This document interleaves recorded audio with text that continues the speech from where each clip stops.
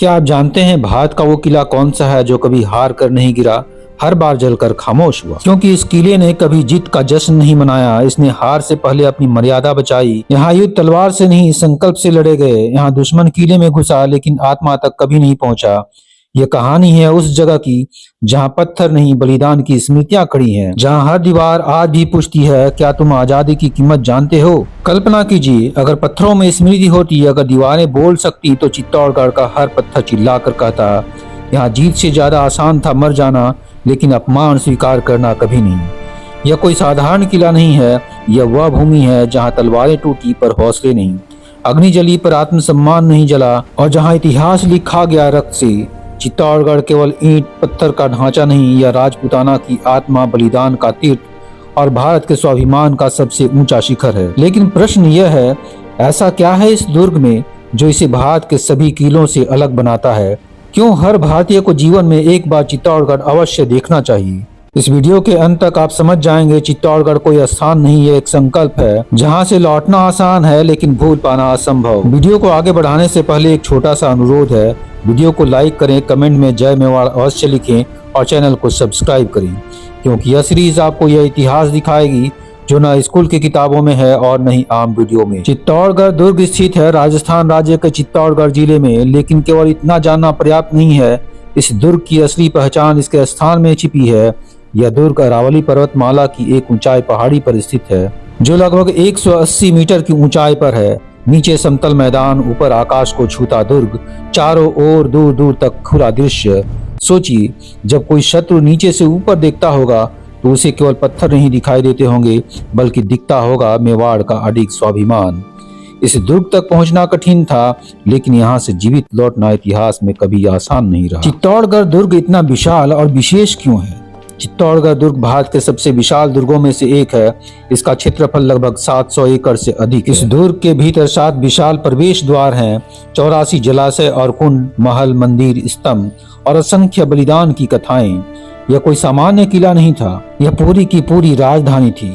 जब पूरा दुर्ग आबाद होता था तो यहाँ 50,000 से अधिक लोग वर्षों तक बिना बाहरी सहायता के रह सकते थे। पानी की कोई कमी नहीं, भोजन का पूरा प्रबंध, युद्ध के लिए हर समय तैयार व्यवस्था। यह दुर्ग रहने के लिए नहीं, इतिहास रचने के लिए बनाया गया था। चित्तौड़गढ़ दुर्ग का निर्माण किसने करवाया? लोग अक्सर कहते हैं चित्तौड़गढ़ दुर्ग का निर्माण सीधे राजपूतों ने ही किया होगा, लेकिन सच्चाई इससे भी पुरानी है।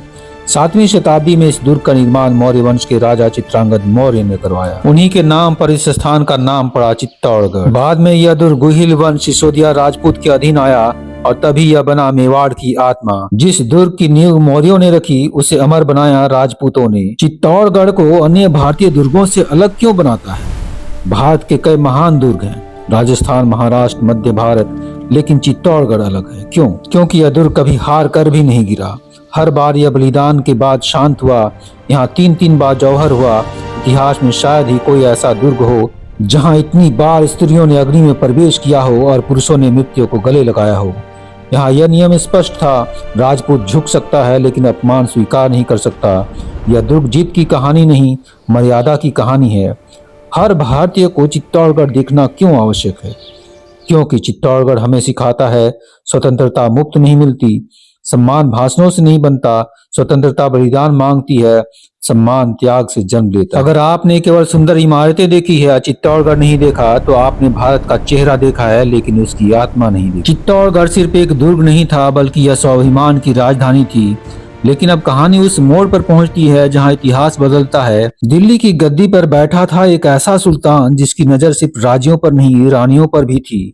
उसका नाम था अलाउद्दीन खिलजी। दिल्ली सल्तनत का सबसे शक्तिशाली, सबसे क्रूर और सबसे महत्वाकांक्षी सुल्तान था। उसका एक ही सपना था, पूरा हिंदुस्तान उसके कदमों में हो, हर राजा उसकी सल्तनत माने और हर सुंदर वस्तु उसकी जागीर बने। लेकिन चित्तौड़ के साथ उसका रिश्ता केवल सत्ता का नहीं था। चित्तौड़ पर हमला तलवार से नहीं, नजर से शुरू हुआ। रानी पद्मिनी सौंदर्य नहीं, चित्तौड़ की स्वाभिमान थी। इतिहासकार आज भी बहस करते हैं क्या वह पूरी तरह ऐतिहासिक थी या नहीं, लेकिन एक बात निर्विवाद है, चित्तौड़ ने जिस नारी को रानी माना वह केवल सुंदर नहीं, अडिग थी।